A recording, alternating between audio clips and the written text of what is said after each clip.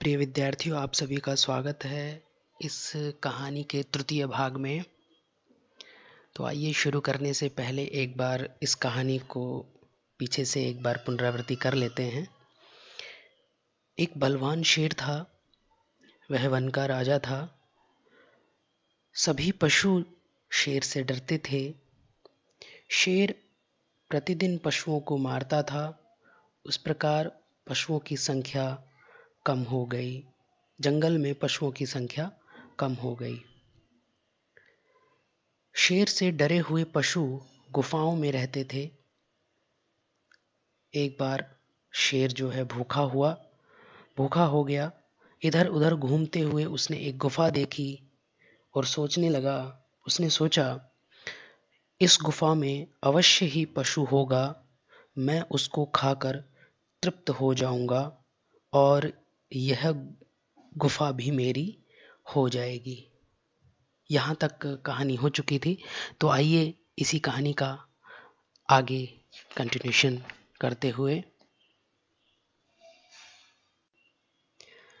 परम गुहायाः स्वामी एकः शृगालः आसीत्। सः अतीव बुद्धिमान् आसीत्। सायंकाले यदा सः गुहां प्रति आगच्छत् तदा मार्गे सः सिंहस्य चरणचिह्नानि अपश्यत्। शृगालः अचिन्तयत्, सिंहः तु अवश्यमेव गुहाया अभ्यन्तरं भवेत्। तदा किं करणीयम् इति विचार्य सः एकम् उपायम् अचिन्तयत्। गुहाया समीपं गत्वा सः शृगालः उच्चैः अवदत्, अयि गुहे, अहम् आगच्छं प्रतिदिनम् इव कथया सर्वत्र कुशलम् अस्ति न वा? एक बार फिर से मैं पढ़ रहा हूँ। परम गुहाया स्वामी एकः शृगालः आसीत्। सः अतीव बुद्धिमान् आसीत्। सायंकाले यदा सः गुहां प्रति आगच्छत् तदा मार्गे सः सिंहस्य चरणचिह्नानि अपश्यत्। शृगालः अचिन्तयत्, सिंहः तु अवश्यमेव गुहाया अभ्यन्तरं भवेत्। तदा किं करणीयम् इति विचार्य सः एकम् उपायम् अचिन्तयत्। गुहाया समीपं गत्वा सः शृगालः उच्चैः अवदत्, अयि गुहे, अहम् आगच्छं प्रतिदिनम् इव कथया सर्वत्र कुशलम् अस्ति न वा? तो आपने देखा, अभी मैंने इसका उच्चारण किया। आप भी इस वीडियो को पॉज करके ध्यान से इन वाक्यों को ध्यान से पढ़ें और उसका परम गुहाया स्वामी एकः शृगालः आसीत्। सः अतीव बुद्धिमान् आसीत्। पर गुफा का स्वामी एक शृगाल था, वह बहुत ही बुद्धिमान था। गुहाया स्वामी एकः शृगालः आसीत्। गुहा शब्द है, स्त्रीलिंग शब्द है, षष्ठी विभक्ति में बनता है, एक वचन में। गुफा का के की षष्ठी विभक्ति होती है। स्वामी मालिक, स्वामी एकः शृगालः आसीत्, एक शृगाल था। एक संख्यावाची विशेषण है, शृगाल के लिए आया। शृगाल एक था तो एकः पुल्लिंग शब्द है शृगाल। आसीत अस धातु, जैसे आप पहले पढ़ चुके हैं। सह अतीव बुद्धिमान आसीत, वह बहुत बुद्धिमान था। सह तत्सर्वनाम शब्द रूप, पुल्लिंग एक वचनम। अतीव अव्यपद है, बहुत बुद्धिमान था। उस गुफा का स्वामी एक शृगाल था और वह बहुत ही बुद्धिमान था। सायंकाले यदा सः गुहां प्रति आगच्छत् तदा मार्गे सः सिंहस्य चरणचिह्नानि अपश्यत्। शाम को जब वह गुफा की ओर आया तब रास्ते पर शेर के चरण चिन्हानि अपश्यत्, पैरों के निशान उसने देखे। किसने? शृगाल ने। सायंकाले यदा सः गुहां प्रति आगच्छत्, सायंकाले इवनिंग, यदा अव्यपद है, सह कः शृगालः, गुहां प्रति आगच्छत्, गुफा की ओर आया। गुहा शब्द द्वितीय विभक्ति, प्रति के साथ हमेशा द्वितीय विभक्ति होती है, तो यहाँ पर गुहां प्रति हुआ। आगच्छत्, आ उपसर्ग गम धातु लंग लकार में आ उपसर्ग लग गया, गम धातु में आना, आगच्छत आ गया। तदा मार्गे सह सिंहस्य चरण चिन्हानि अपश्यत, तब मार्ग में उसने शेर के चरण चिन्हानि पैरों के निशान देखे।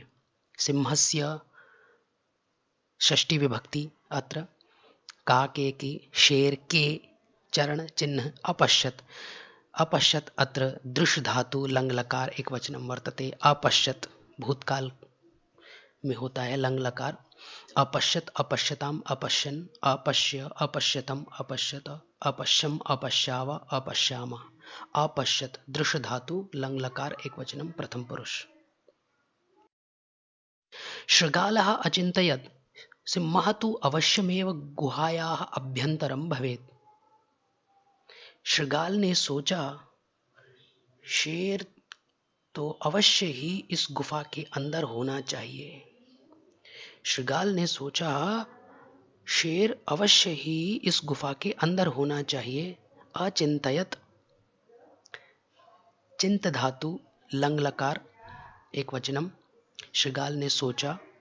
सिंह तू अवश्यमेव, तू अवश्यम एव, ये तीनों जो पद हैं देखिए अव्यय पद हैं। अव्ययों के बारे में मैं आपको पहले बता चुका हूँ। वे शब्द जो कभी भी परिवर्तन नहीं होते, तीनों लिंगों में, तीनों वचनों में, सभी विभक्तियों में एक समान होते।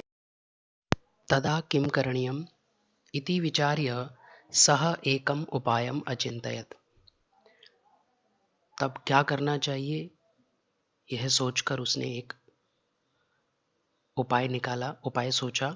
तदा किम करणीयम, तदा अव्यय पद है, तदा तब क्या करना चाहिए, अनियर प्रत्यय है यहाँ पर करणीयम में।